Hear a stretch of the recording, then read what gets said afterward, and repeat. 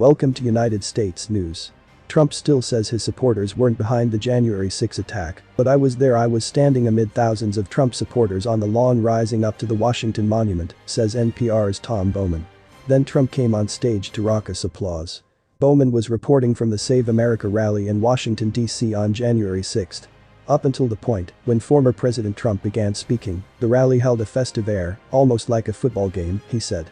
Some Trump supporters were singing YMCA, but using the letters MAGA. But things were different at the Capitol building, where I was standing with Hannah Allen, NPR's extremism reporter. The far-right group the Proud Boys had just shown up and were organizing a crowd to head for the rally. We had quietly embedded ourselves with them as they began to walk west on Pennsylvania Avenue. Then suddenly, they stopped. And turned around. The rally was on its way to us. Moments earlier, Trump had claimed election fraud, called the results crazy, and told the crowd to meet him at the Capitol. Thousands complied, many not even waiting for Trump to finish his speech. What happened next is still a bit of a blur. Hannah and I saw a roaring sea of people and flags moving toward us. I barely had time to change the batteries in my recording equipment before we were surrounded. And everyone knows what happened next. It's been a year since that pro-Trump mob broke through the Capitol doors and windows, attacked law enforcement and media, and vandalized the building as lawmakers were rushed to secure locations.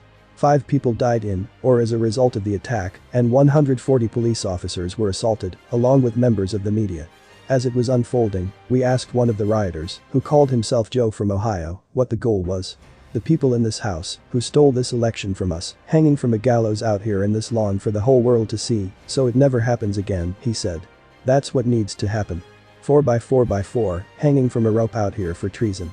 A makeshift gallows with a noose was actually built on the Capitol grounds that day, but was never used.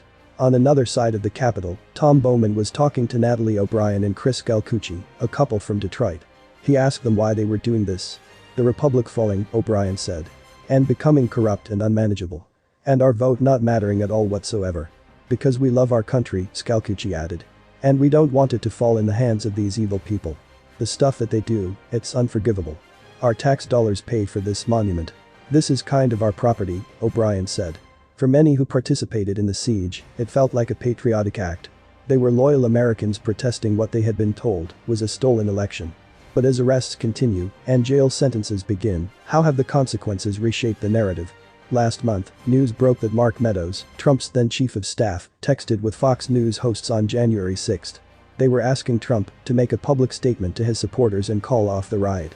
But by that evening, the same hosts had a different story. There are some reports that Antifa sympathizers may have been sprinkled throughout the crowd, Laura Ingraham said on her show that night. And that narrative spread. Months later, Tom Bowman and I went back to the Capitol grounds in September for the Justice for J6 rally. A lot of the people we spoke to had also been there on January 6. And yet, they were echoing the story they had heard on Fox News. Those weren't Trump supporters, said a man named Phil from Kentucky, claiming the only people breaking in were dressed all in black.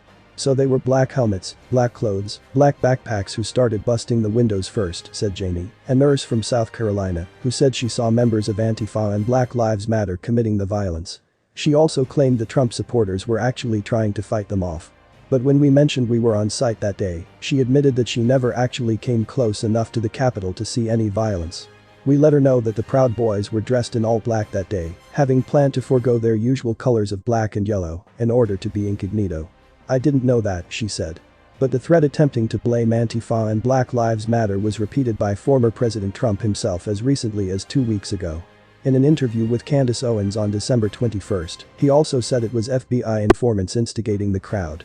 But we know so far, more than 700 people have been charged. The defendants are largely white, and 13% of them have ties to the military or law enforcement. More than 100 of them have alleged ties to known extremist or fringe organizations, like the pro-Trump conspiracy theory Canaan, the Proud Boys, the Oath Keepers, and the Three Percenters, a part of the anti-government militia movement. But the bulk had no ties to extremist groups. Tampa Bay attorney Bjorn Brundtland represents several people who were at the Capitol that day, including Robert Scott Palmer, who was recently sentenced to 5 years in prison for assaulting law enforcement officers with a fire extinguisher, a wood plank and a flagpole. His is the longest such term yet. He believed in the lies that were being professed by former President Trump and his accomplices, Brundtland said.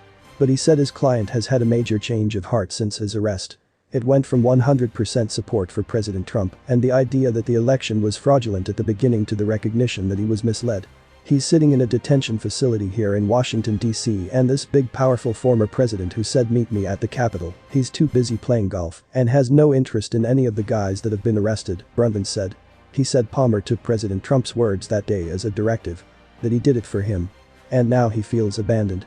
Not only did he not show up, he's not there for anyone who were there and supposedly were there to save democracy and save the country. When in fact, they were doing quite the opposite, Brundtland said. But the idea of January 6 did not die with the day. The University of Chicago Project on Security and Threats has been tracking insurrectionist sentiment in the US for a year now. It found that 21 million share the same beliefs that motivated rioters that day.